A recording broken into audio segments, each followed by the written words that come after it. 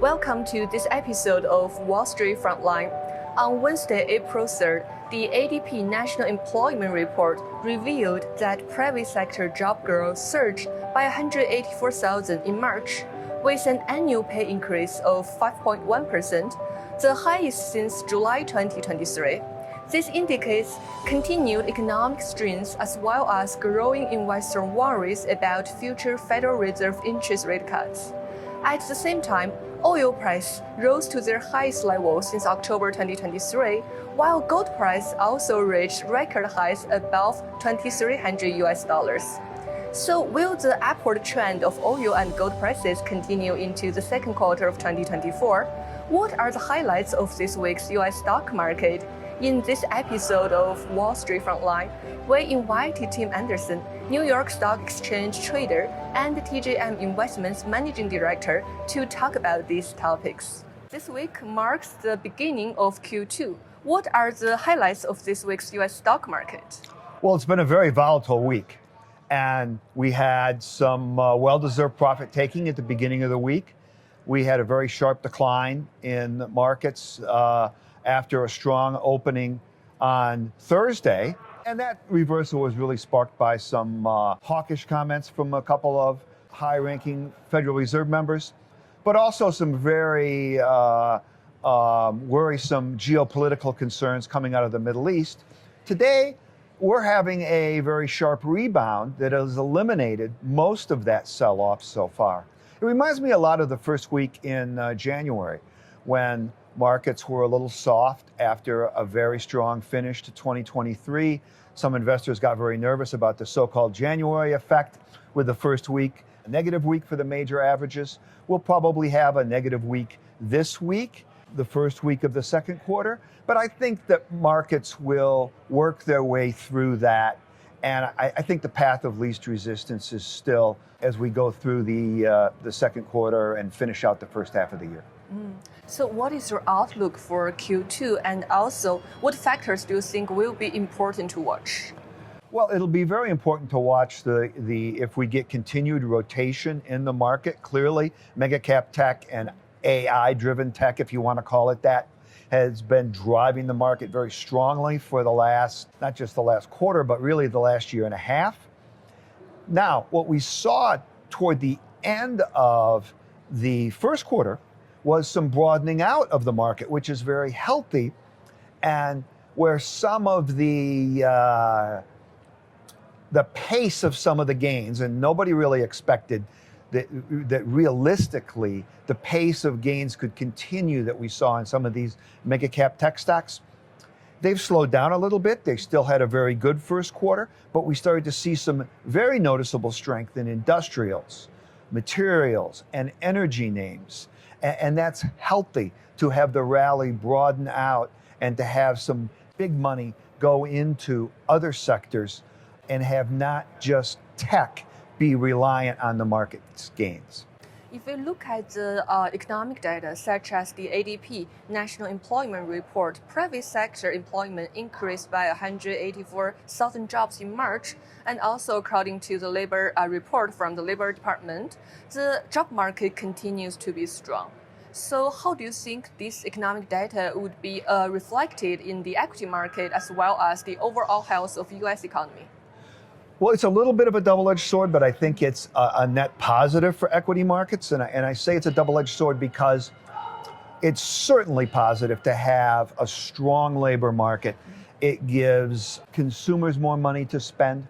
That helps consumer spending. Consumer spending is still close to 70% of the US economy.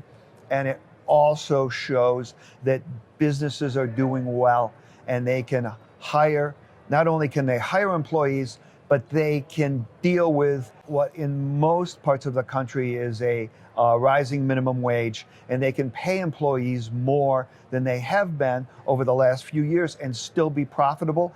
Now, there are some concerns that, well, this might be inflationary, and certainly it's giving consumers more money to spend, could be inflationary, but I think that net, it's a positive, and even Fed Chair Powell has said on numerous occasions when pushed on how inflationary is the strength of the labor market, he has said that a very strong labor market is not necessarily the main driver of inflation, and has not in the past proven to be inflationary to a detrimental extent.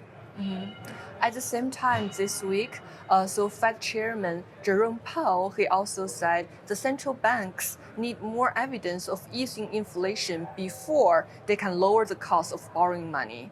And also another governor, Atlanta Fed President Raphael Bostic, said he only sees one interest rate cut, probably later this year, the last quarter.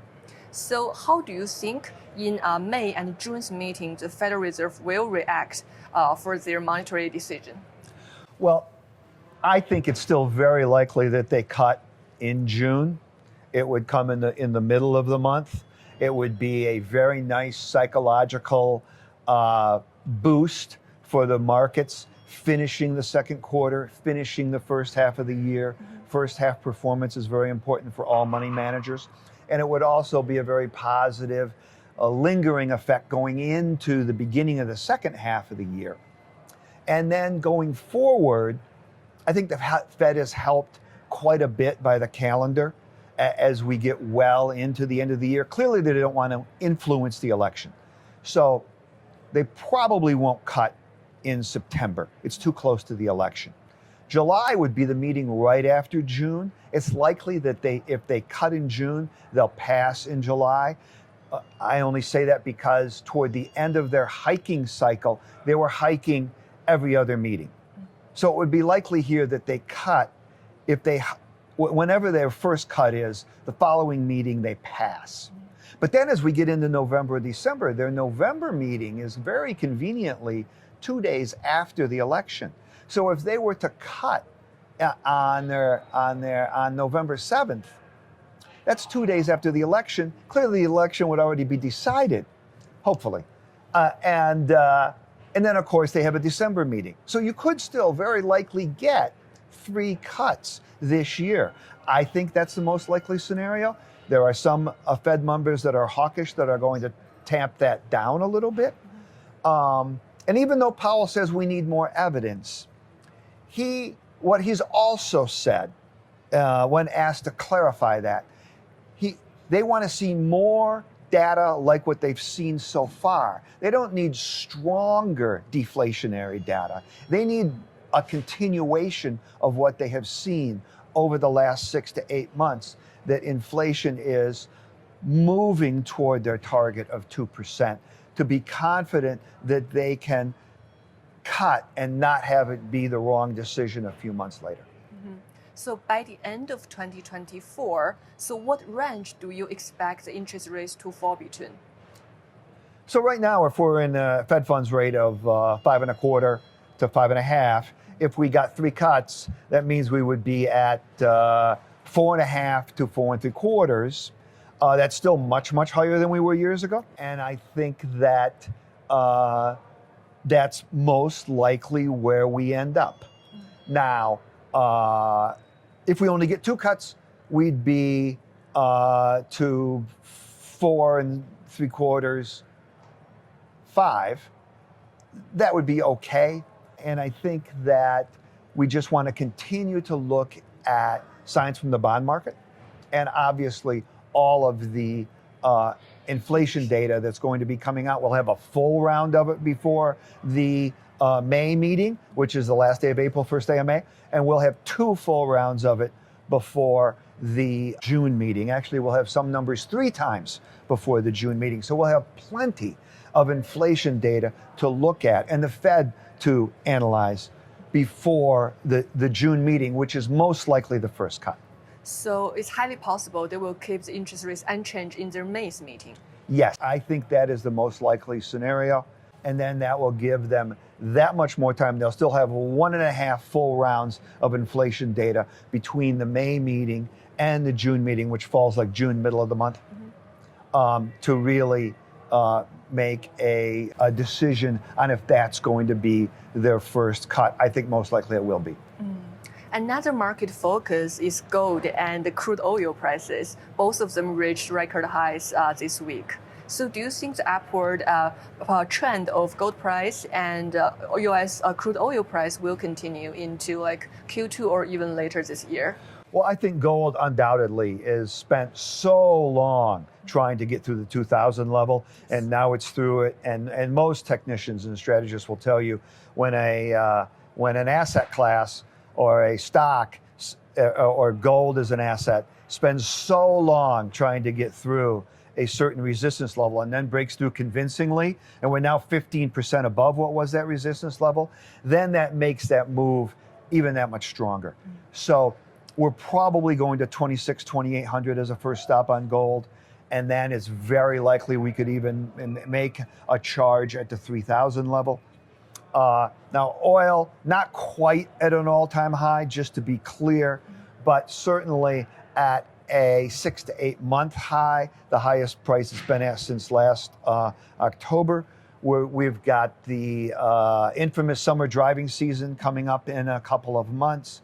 So the path of least resistance for right now with oil is probably higher. I don't know that we get to all-time highs on it. I think that there are large political incentives to not have the price of gasoline really spike sharply during the summer. So I think that we can continue to gradually go a little bit higher in oil, but I doubt that we'll see $100 a barrel. What time do you think gold price would reach the $2,600 or $2,700? Is there a specific I don't know, it's up point? $35 today, so Yes.